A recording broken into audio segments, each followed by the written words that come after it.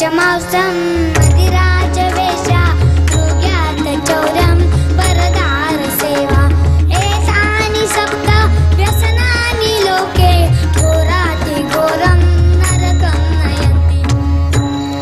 एका व्यसनाचे वर्णन फार मोठं होईल, मी ते तुम्हाला एका भाषेत सांगते। दूत हा धर्माच्या आहारी गेला होता, त्यामुळे त्यांना किती दुःख भोगावे लागले।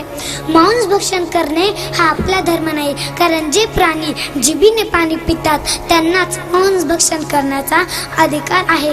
जे प्राणी ओठाने पाणी पितात ते प्राणी बघा कधीच मांस भक्षण करत नाही। गाय, बैल, शेळी, मेंढी हे प्राणी कधी मांस भक्षण करतात का?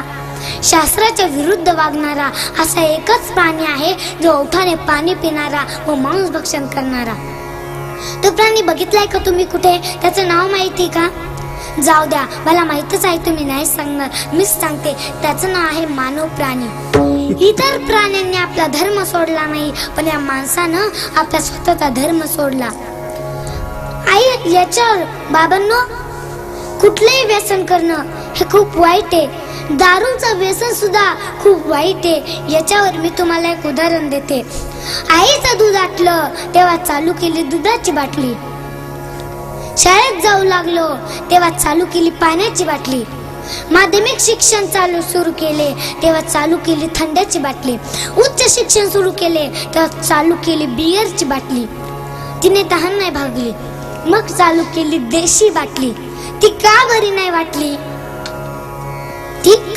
वाटली? मग चालू केली इंग्लिश बाटली। ती बरी वाटली, पण तिने खिशाची तिजोरी आटली।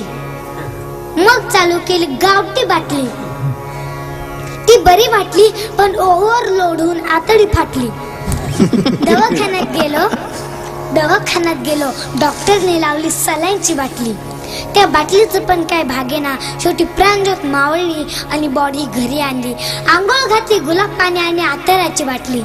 तिने हौस नाही फिटली, मग चितेवर ठेवली रॉकेलची बाटली। ती ओतली, तिथे सगळी हौस फिटली। विठ्ठल विठ्ठल।